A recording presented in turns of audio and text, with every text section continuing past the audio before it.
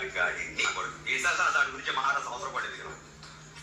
అసలు పవన్ కళ్యాణ్ అనేవాడు ఒక పిచ్చ నా కూడా నా దృష్టిలో ఒక పిచ్చోడు. చూశారు కదా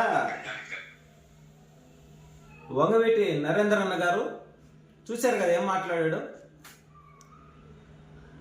కొన్ని లక్షల మందికి తన సొంత డబ్బులతో అనేక సేవా కార్యక్రమాలు చేస్తూ ఈ రాష్ట్రం కోసం, రాష్ట్ర ప్రజల కోసం ఆయన అనేక విధాలుగా తపన పడతా, ఆరాట పడతా, పేద బడుగు బలహీన వర్గాల జీవితాలలో వెలుగులు నింపాలా, వాళ్ళందరినీ కూడా రాజకీయం వైపు నడిపించాలనేటువంటి తపనతో ఎన్నో అవమానాలు పడి నేడు కూటమిలో భాగంగా డిప్యూటీ సీఎంగా రాష్ట్రానికి నిధులు తీసుకొస్తూ అభివృద్ధిని నడిపిస్తూ ఆయన ప్రయత్నం ఆయన చేస్తా, ఆయన శాఖలను తీసుకున్న శాఖలను ఒక్కొక్క దాన్ని అధ్యయనం చేస్తా ముందుకు వెళ్తా ఉంటే ఈ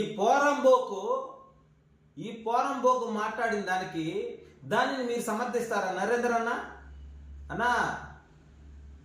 వంగవీటి రంగన్న అంటే మాకు దైవంతో సమానం. ఆ కుటుంబ సభ్యత్వానికి సంబంధించినటువంటి మీరు మీడియా సమావేశం పెట్టి ఇటాటి పోరంబోకు వ్యక్తిగతంగా మా అధినేత పవన్ కళ్యాణ్ గారిని మాట్లాడితే ఎవరైనా చూస్తా ఊరుకుంటారా? వాడిని ఇంకా వదిలిపెట్టారు.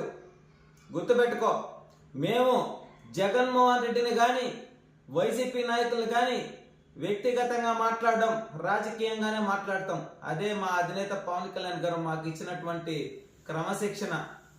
మేము ప్రజల కోసం పనిచేసే వాళ్ళం, రాష్ట్రం కోసం పనిచేసే వాళ్ళం, వ్యక్తుల కోసం, వ్యక్తిగత విమర్శల కోసం పనిచేసే వాళ్ళం కాదు. గత వైసీపీ ప్రభుత్వంలో డాక్టర్ సుధాకర్ గ్లౌజులు లేవు, మాస్కులు లేవు అని అడిగితే కరోనా సమయంలో అతన్ని పిచ్చోడిని చేసి చంపేసినటువంటి పరిస్థితి. ఆ రోజు ఎట్టుపోయారన్నా నరేంద్ర అన్న మీరు? అదేవిధంగా ఏదైతే మీ వైసీపీ పార్టీకి సంబంధించినటువంటి ఎమ్మెల్సీ ఆయన కారు డ్రైవర్